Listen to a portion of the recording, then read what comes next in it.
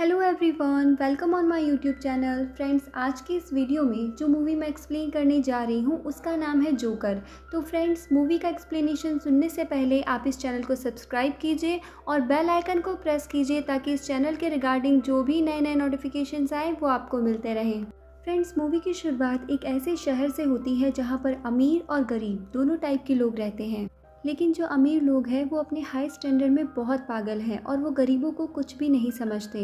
अब इसी शहर में एक शख्स है जिसका नाम है ऑर्थर और आज की हमारी ये कहानी इसी पर बेस्ड है। ऑर्थर इसी शहर में अपनी माँ के साथ रहता है और वो एक पुअर फैमिली से बिलोंग करता है। दोस्तों, ऑर्थर को कॉमेडी बहुत पसंद थी और वो ये चाहता था कि वो एक दिन बहुत बड़ा कॉमेडियन बने। उसका आइडल भी एक बहुत बड़ा कॉमेडियन था जो एक कॉमेडी शो को होस्ट करता था और ऑर्थर की भी इच्छा थी कि वो उसके साथ उसके शो में खड़ा हो और इसके लिए वो बहुत मेहनत किया करता था। अब हमें एक दिन ऑर्थर को दिखाया जाता है कि वो एक रोड पे खड़ा है और वो किसी कंपनी का एडवर्टाइजमेंट कर रहा है और उसके पास उस कंपनी का साइन बोर्ड भी होता है। लेकिन तभी उसके पास कुछ शरारती बच्चे आ जाते हैं और ये शरारती बच्चे ऑर्थर को बहुत परेशान करते हैं और उसका साइन बोर्ड लेकर वो वहाँ से भाग जाते हैं। अब ऑर्थर दोस्तों यहाँ पर जोकर बना हुआ है और वो अपना साइन बोर्ड लेने के लिए उन बच्चों के पीछे भी भागता है। लेकिन वो बच्चे उसे साइन बोर्ड नहीं देते बल्कि उस साइन बोर्ड को उसके मुंह पर मारते हैं और इसके बाद वो शरारती बच्चे ऑर्थर को बहुत पीटते हैं। अब इस बात से ऑर्थर काफ़ी हर्ट होता है। वो सीधा अपने बॉस के पास जाकर ये सारी बातें बताता है जिस पर उसका बॉस उस पर विश्वास नहीं करता और कहता है कि क्या बच्चे ऐसा कर सकते हैं ऑर्थर। दोस्तों, और तो और बॉस उससे ये भी बोल देता है कि मैं तुम्हें तुम्हारी सैलरी भी नहीं दूंगा। अब ऑर्थर में कॉन्फिडेंस की बहुत ज़्यादा कमी होती है और इसीलिए वो अपने फेवर में कुछ भी नहीं बोल पाता।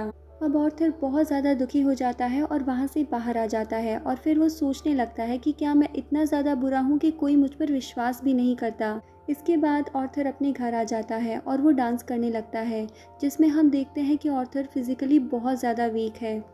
फिर अगले दिन ऑर्थर अपने कलीग से मिलता है और उसे उस सारे इंसिडेंट और उन बच्चों के बारे में बताता है जिस पर उसका कलीग उससे कहता है कि ये तो तुम्हारे साथ बहुत गलत हुआ, तुम्हें अपनी हिफाजत करनी चाहिए। और इसी के साथ वो उसे एक गन देता है और कहता है कि इसे अपनी सेफ्टी के लिए तुम अपने पास रखो। ऑर्थर यहाँ ये गन लेने के लिए उसे बहुत मना करता है लेकिन वो इसे ज़बरदस्ती ही ये गन देकर चला जाता है। अब ऑर्थर यहाँ से अपने घर के लिए निकलता है और जब वो बस में बैठा होता है तो उसके सामने एक बच्चा होता है। अब वो उस बच्चे को हंसाने की कोशिश करने लगता है और वो बच्चा भी अब ज़ोर ज़ोर से हंसने लगता है और ये देखकर उस बच्चे की माँ बहुत ज़्यादा इरिटेट हो जाती है। वो ऑर्थर से बोलती है कि हट जाओ यहाँ से, हमें परेशान मत करो। और इस बात पर ऑर्थर ज़ोर ज़ोर से हंसने लगता है। दरअसल दोस्तों, यहाँ हमें बताया जाता है कि ऑर्थर को कोई सीरियस साइकोलॉजिकल बीमारी है और इसी वजह से ऑर्थर अपनी हंसी को कंट्रोल नहीं कर पाता। अब वो बस में बैठी हुई उस लेडी को एक कार्ड देता है और इस कार्ड में उसके डिजीज़ के बारे में सब कुछ लिखा होता है। अब ऑर्थर घर आके अपनी मेडिसिन्स लेने लगता है। अब दोस्तों, क्योंकि ऑर्थर गरीब था और उसकी ये मेडिसिन्स बहुत ज़्यादा एक्सपेंसिव थी और इसीलिए ऑर्थर अपनी मेडिसिन्स एक गवर्नमेंट फार्मेसी से लेकर आता था।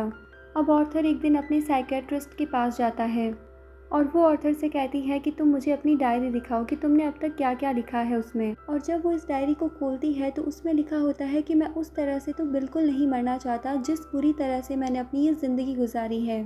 फिर ऑर्थर जब वहाँ से अपने घर जाता है तो उसकी मदर उससे पूछती है कि क्या टॉमस की तरफ से कोई लेटर आया, जिस पर ऑर्थर कहता है कि नहीं, आज भी नहीं। दरअसल दोस्तों, इस मूवी में थॉमस नाम का कैरेक्टर एक रिच पर्सन दिखाया गया है और लोग उससे बहुत डरते हैं। अब ऑर्थर की माँ उससे कहती है कि अगर थॉमस को हमारी हालत के बारे में पता चलेगा तो वो हमारी हेल्प ज़रूर करेगा। फिर अगले दिन जब ऑर्थर बाहर जाता है तो आते हुए रास्ते में उसे एक सिंगल मदर मिलती है और उसके साथ उसकी एक छोटी सी बेटी भी होती है और वो ऑर्थर को बहुत अच्छी लगने लगती है। इसके बाद जब वो वापस अपने घर आता है तो उसकी मदर उससे फिर से उसी लेटर के बारे में पूछती है। तो ऑर्थर कहता है कि आपका क्या लेना देना है उनसे, वो हमारी मदद नहीं करेंगे। फिर अगले दिन हम देखते हैं कि वो सिंगल लड़की ऑर्थर के घर आती है और वो उससे कहती है कि मैं कुछ टाइम से देख रही हूँ कि तुम मेरा पीछा कर रहे हो। तो ऑर्थर कहता है कि हाँ, क्योंकि मुझे तुम अच्छी लगी हो, जिस पर वो लड़की हंसने लगती है और इस तरह से जल्द ही उनमें दोस्ती हो जाती है। अब ऑर्थर को एक और जगह से जोकर की ऑफ़र आती है और ये जगह होती है एक चिल्ड्रन हॉस्पिटल। अब जब ऑर्थर वहाँ पर डांस कर रहा होता है तो उसकी पॉकेट से वही गन नीचे गिर जाती है और इसी वजह से सभी बच्चे डर जाते हैं और यहाँ का स्टाफ भी हैरान होता है कि आखिर इसके पास ये गन आई कहाँ से। अब ये बात फैलने के कारण उसे इस जॉब से भी निकाल दिया जाता है। अब वो अपने बॉस को कॉल करता है और उससे कहता है कि ये सिर्फ एक टॉय गन है। उसका बॉस कहता है कि झूठ मत बोलो, मुझे सच्चाई का पता है, मुझे तुम्हारे कलीग ने सब कुछ बता दिया है कि तुमने उससे ये गन ली। अब दोस्तों ऑर्थर को एक बार फिर से बहुत बुरा फील होता है क्योंकि उसके कलीग ने उसको ये गन ज़बरदस्ती दी थी। अब ऑर्थर एक ट्रेन में बैठा है और अपने घर जा रहा होता है और उसी ट्रेन में 3 बिजनेसमैन होते हैं जो थॉमस के आदमी होते हैं और ये तीनों ही ट्रेन में बैठी हुई एक लड़की को छेड़ रहे होते हैं। अब ऑर्थर को अचानक से ही अपने मेंटल डिसऑर्डर की वजह से यहाँ हंसी आने लगती है और ये तीनों समझते हैं कि ऑर्थर उन पर हंस रहा है और इसी वजह से वो ऑर्थर को बहुत मारते हैं, इतना मारते हैं कि उसके मुंह से भी खून आने लगता है। ऑर्थर उन्हें अपनी बात बताने की कोशिश कर रहा था लेकिन वो तीनों उसकी एक भी नहीं सुनते। अब ऑर्थर को इन तीनों पर बहुत गुस्सा आ जाता है और इसीलिए वो अपनी गन निकालकर इन तीनों को वहीं शूट कर देता है। अब ऑर्थर यहाँ से ये सोचकर भागने लगता है कि उसने 3 लोगों का मर्डर किया है और फिर ऑर्थर खुद को एक बाथरूम के अंदर लॉक कर लेता है। पहले तो वो डर रहा था लेकिन अब अचानक से वो डांस करने लगता है और उसको देखकर अब ऐसा लग रहा था कि उसको उस बात का अब कोई रिग्रेट नहीं और अब वो काफ़ी सुकून में भी था। अब जब ऑर्थर अपने घर आता है तो वो टीवी में न्यूज़ देखता है जिसमें थॉमस बोल रहा होता है। वो कहता है कि जिन 3 लोगों का कत्ल हुआ वो मेरे आदमी थे और उनको किसी जोकर ने मारा। लेकिन दोस्तों अब शहर के गरीब लोग इन तीनों की डेथ का अफसोस करने के बजाय अब जोकर का साथ दे रहे होते हैं और इसीलिए वो जोकर की कॉस्ट्यूम पहनकर अमीर लोगों के खिलाफ स्ट्राइक कर रहे होते हैं। अब एक बार फिर से ऑर्थर अपने साइकेट्रिस्ट के पास जाता है और वो उसे बताती है कि हम आज आखिरी बार मिल रहे हैं क्योंकि गवर्नमेंट ने हमें फ़ंड देना बंद कर दिया है और इसीलिए मैं अब तुम्हारा फ्री में इलाज नहीं कर पाऊंगी। अब ऑर्थर फिर से टूट जाता है और उदास होकर वहाँ से बाहर आ जाता है। फिर हम ऑर्थर को देखते हैं जो एक कॉमेडी शो में है और वो लोगों को हंसाने की कोशिश कर रहा है लेकिन वो ऐसा कर नहीं पाता और अपनी डिजीज़ की वजह से उसे शो के बीच में ही बहुत ज़ोर से हंसी आने लगती है और इसी वजह से उसका शो ख़राब हो जाता है और अब वो घर आ जाता है। फिर घर आने पर उसकी मॉम उससे कहती है कि बेटा ये लेटर थॉमस के लिए पोस्ट कर दो। अब जब ऑर्थर उस लेटर को पढ़ता है तो उसे अपनी आंखों पर यकीन नहीं होता। वो फ़ौरन से अपनी मदर के पास जाता है और उससे पूछता है कि आपने आखिर मेरे से ये बातें क्यों छुपाई। तो वो उससे कहती है कि बेटा मैंने ये जानबूझकर नहीं किया। थॉमस और मैं एक दूसरे को पसंद करते थे, इनफैक्ट हम दोनों शादी भी करना चाहते थे लेकिन मैं बहुत ज़्यादा गरीब थी और वो बहुत अमीर और इसीलिए हम सोसाइटी की वजह से शादी नहीं कर पाए। अब ऑर्थर अपने फादर थॉमस से मिलने के लिए निकलता है और जब वो वहाँ पर पहुँचता है तो उसके घर के गेट के पीछे थॉमस का अपना बेटा खड़ा होता है। अब ऑर्थर उसके सामने बच्चों की जैसे हरकतें करने लगता है और उसे हंसाने की कोशिश करता है लेकिन तभी वहाँ पर थॉमस का बटलर आ जाता है। वो उस बच्चे से कहता है कि स्ट्रेंजर से बात नहीं किया करते और वो ऑर्थर को यहाँ से चले जाने के लिए बोलता है। ऑर्थर वहाँ कहता है कि मैं अब सच्चाई से पर्दा हटाकर ही जाऊँगा। मेरी माँ ने थॉमस के यहाँ पूरे 30 साल तक काम किया और वो एक दूसरे को पसंद भी करते थे और तो और मैं किसी और का नहीं बल्कि थॉमस का ही बेटा हूँ। जिस पर बटलर उसे कहता है कि तुम भी पागल हो और तुम्हारी माँ भी पागल है, उसने ये स्टोरी अपने आप बनाई है, उसका थॉमस से कोई लेना देना नहीं है। अब ये सुनकर ऑर्थर को काफ़ी गुस्सा आता है और काफ़ी बुरा भी लगता है। अब वो यहाँ से चला जाता है और जब वो अपने घर पहुँचता है तो उसे पता चलता है कि उसकी मॉम को हार्ट अटैक हुआ है और इसीलिए अब उसे हॉस्पिटलाइज किया जा रहा है। अब ऑर्थर जब बाहर बैठा होता है तो उसके पास 2 पुलिस ऑफिसर्स आते हैं। वो उससे पूछते हैं कि उस दिन ट्रेन में जो 3 आदमी मरे क्या तुम उनको जानते हो। तो ऑर्थर उससे बोलता है कि नहीं, मुझे क्या पता होगा उनके बारे में। फिर हमें पता चलता है कि इन्हीं पुलिस ऑफिसर्स ने उसकी माँ से भी यही सेम क्वेश्चन किया था और उसी वजह से उसकी माँ को हार्ट अटैक हुआ। अब वो अंदर अपनी माँ के पास आ जाता है और वहीं हम उसके पास उस सिंगल मदर को भी देखते हैं। अब वहाँ टीवी पर एक कॉमेडी शो चलता है जिसमें ऑर्थर का वही फेवरेट कॉमेडियन होता है। वो काफ़ी शौक से उसका शो देखने लगता है और देखते ही देखते उस शो में उसी का चेहरा दिखाया जाता है। यानी यहाँ पर ऑर्थर का फेवरेट कॉमेडियन, उसका आइडल, उसी का मजाक बना रहा होता है और ये देखकर ऑर्थर काफ़ी टूट जाता है। अब ऑर्थर जब घर आता है तो न्यूज़ में आ रहा होता है कि शहर के हालात बहुत ज़्यादा ख़राब हो चुके हैं। गरीब लोग जोकर का मास्क पहनकर सड़कों पर उतर आए हैं और अमीरों के खिलाफ स्ट्राइक कर रहे हैं और इन लोगों में दुश्मनी बहुत ज़्यादा बढ़ गई है और ये सारे के सारे थॉमस के खिलाफ हैं। ऑर्थर इन लोगों को देखकर काफ़ी खुश होता है कि ये लोग सब के सब जोकर बने हुए थे। उसे लगता है कि पहली बार उसकी या फिर उसकी जॉब की किसी ने तारीफ़ करी है। अब जहाँ पर ये गरीब लोग स्ट्राइक कर रहे थे वहाँ पर एक थिएटर था और इस थिएटर के अंदर अमीर लोग एक फिल्म देख रहे थे और उस थिएटर में थॉमस भी था। अब इस स्ट्राइक को रोकने के लिए यहाँ पर पुलिस आ जाती है। यहाँ हर तरफ हलचल मची होती है और इसी का फ़ायदा उठाकर ऑर्थर उस थिएटर के अंदर चला जाता है और उस थिएटर के वॉशरूम में चला जाता है जहाँ पर थॉमस था।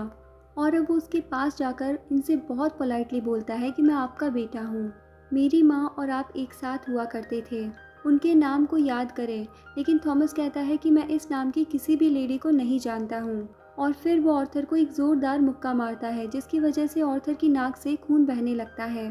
अब ऑर्थर यहाँ से घर चला जाता है और कुछ टाइम बाद उसे पुलिस की कॉल आती है जो ऑर्थर से उन 3 आदमियों के कत्ल के बारे में इन्वेस्टिगेशन करना चाहते थे। और तभी ऑर्थर को ये भी पता चलता है कि उसके फेवरेट कॉमेडियन ने उसको अपने शो में बुलाया है, क्योंकि ऑर्थर की क्लिप जो उसने अपने शो में प्ले करी थी उसकी वजह से उसकी शो की रेटिंग्स बहुत ज़्यादा बढ़ गई है। अब ऑर्थर इस बात से बहुत खुश होता है और वो रेडी होकर वहाँ के लिए निकल जाता है। लेकिन उसे याद आता है कि थॉमस के बटलर ने मुझे कहा था कि मेरी माँ पागल है और इसीलिए वो पहले उस मेंटल हॉस्पिटल में जाता है जहाँ पर कभी उसकी माँ का इलाज हुआ था। वो वहाँ जाकर उनसे अपनी माँ की फ़ाइल मांगता है और उस फाइल को लेकर वहाँ से भाग आता है। इस फाइल में लिखा है कि ऑर्थर की माँ का किसी और के साथ रिलेशन था और वो उसे बहुत ज़्यादा फिजिकली अब्यूज़ किया करता था, मारा करता था और इसी दौरान ऑर्थर के सर पर भी चोट आई थी और इसी वजह से वो आज इस डिजीज़ का शिकार है। अब वो यहाँ से अपनी दोस्त यानी उसी सिंगल मदर के पास जाता है और दोस्तों हमें यहाँ पर इस बात का पता चलता है कि वो सिंगल मदर रियल में एग्जिस्ट ही नहीं करती, यानी ये सब ऑर्थर अपनी फैंटेसी में सोच रहा है। अब ऑर्थर अपनी माँ की वजह से काफ़ी परेशान होता है, इसीलिए वो हॉस्पिटल जाता है और एक पिलो से अपनी माँ को मार देता है और जब घर आकर देखता है तो उसे एक पिक्चर मिलती है जो उसकी माँ की होती है जिसके पीछे लिखा था कि मुझे तुम्हारी स्माइल बहुत पसंद है और ये बात थॉमस ने उसे लिखी थी। अब उसे पता चलता है कि उसकी माँ सच कह रही थी। अब वो अपना जोकर का मेकअप करने लगता है। अब वो यहाँ पर काफ़ी दुखी भी होता है, इसीलिए उसे कुछ समझ नहीं आ रहा होता है कि उसके आसपास क्या हो रहा है। अब इसी दौरान उसका कलीग उसके पास आ जाता है। वो उससे कहता है कि उस दिन ट्रेन में जो 3 कत्ल हुए और रिसेंटली जो तुम्हारी माँ का कत्ल हुआ है, मैं इन सब के बारे में तुमसे कुछ पूछना चाहता हूँ।